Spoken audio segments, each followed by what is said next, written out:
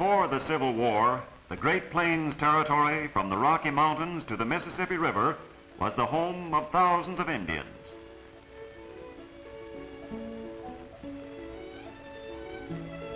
The buffalo was the basis of life for many of these tribes.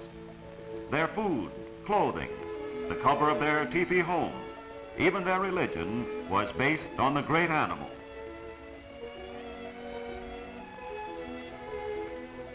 After the Civil War, many of the Plains Indians were moved to Oklahoma. These, together with Indians from the South, made a total of some 22 tribes settled in this area. They had the whole territory to themselves until 1889, when the land was thrown open to white settlers. Soon, only a small portion of their land, on the order of the area shown in red, was left for these Indians. And the buffalo went over the hill.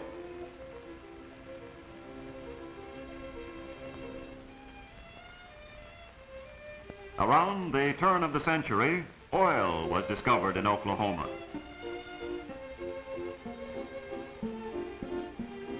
There was oil for the rich.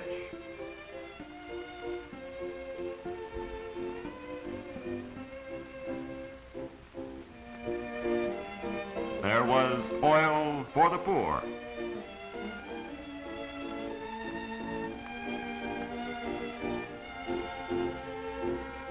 There was even oil for the state of Oklahoma. These wells are on the lawn of the state capitol building. Some of the Indians, too, found oil on their land, and for a few, their good fortune meant wealth and plenty.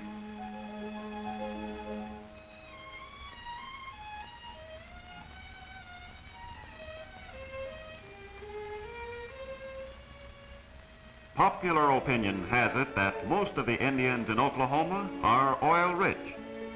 Actually, only a small percentage derive any great income from oil. Most of Oklahoma's 60,000 Indians are farmers.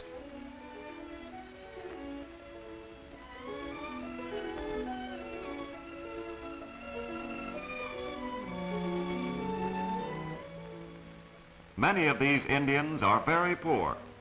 22 Indians live in this old house with only a small relief allotment to feed them.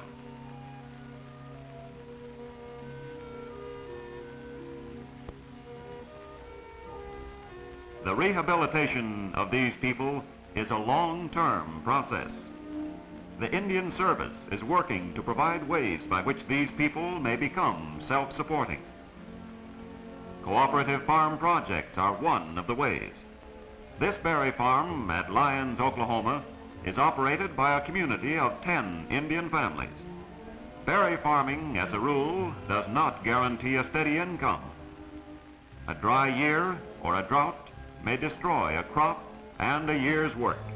Irrigation engineers worked out a plan to ensure the fruit. The waters of a nearby creek are pumped to the fields. With irrigation supplying moisture, the berries grow big and juicy, even if it doesn't rain.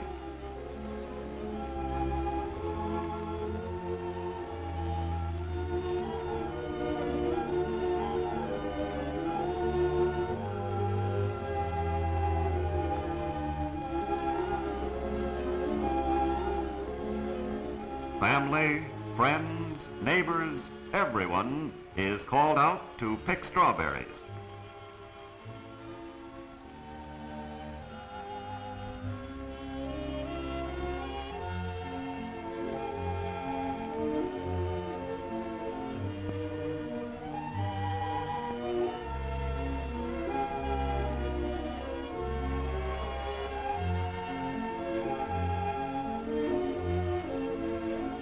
And at the end of each day, the workers are paid. The members of the cooperative do all of the work, from paying the pickers to sorting and grading the fruit.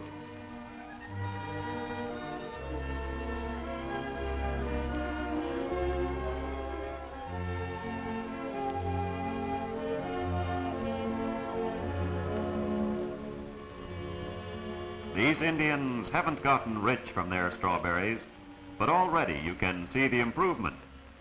The children have new clothes, and around their simple homes there are many evidences of their new income.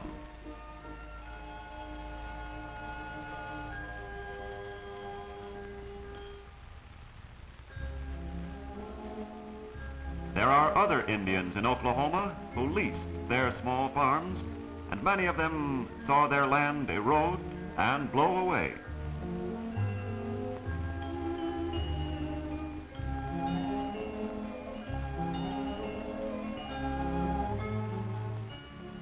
There was nothing left for them.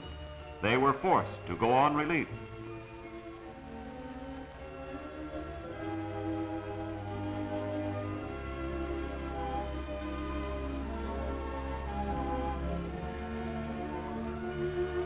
Then soil conservation measures helped save their soil.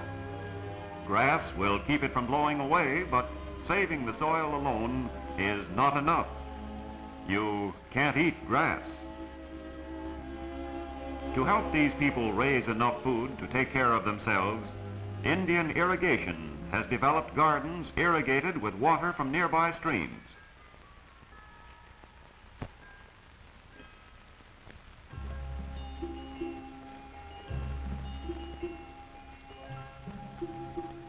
Pumps raise the water to the land. Sometimes they are portable and are rolled down to the water's edge.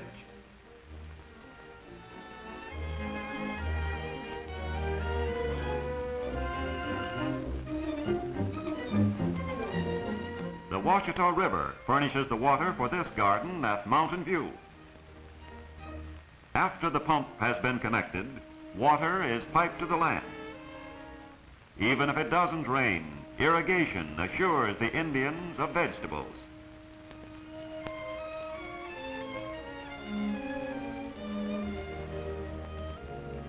The people take care of the gardens, weeding and cultivating their own rows, and maintaining the irrigation system as well.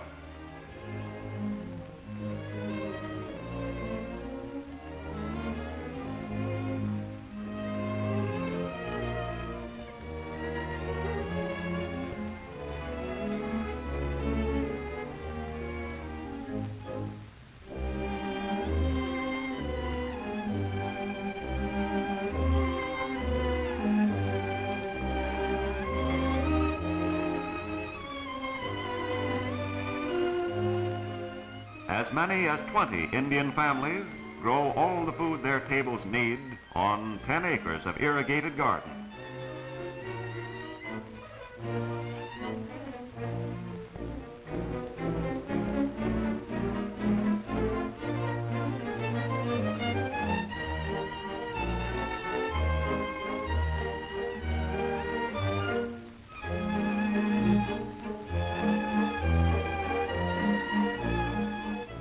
Indian schools like Chilocco and Pawnee teach the children the best ways to cultivate a small area of land.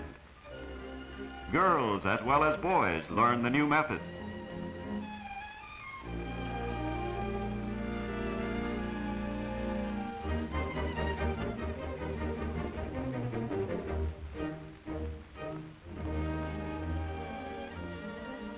Today, more than 20 of these small irrigated gardens are used by Oklahoma Indians. During drought periods, some of these people who depended on dry farming experienced crop failures for 7 straight years. During this time, only the irrigated garden provided food for them and their families. The cost of building these projects and equipping them with pumps has almost always been offset by the value of the food grown on them in the first 2 or 3 years.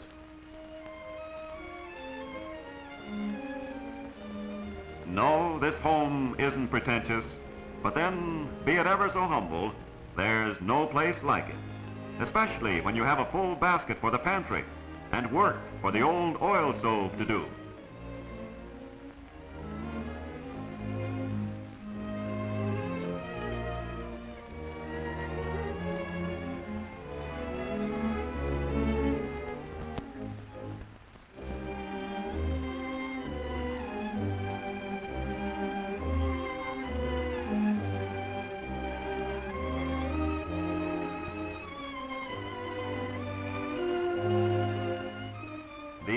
Indians are now growing their own food.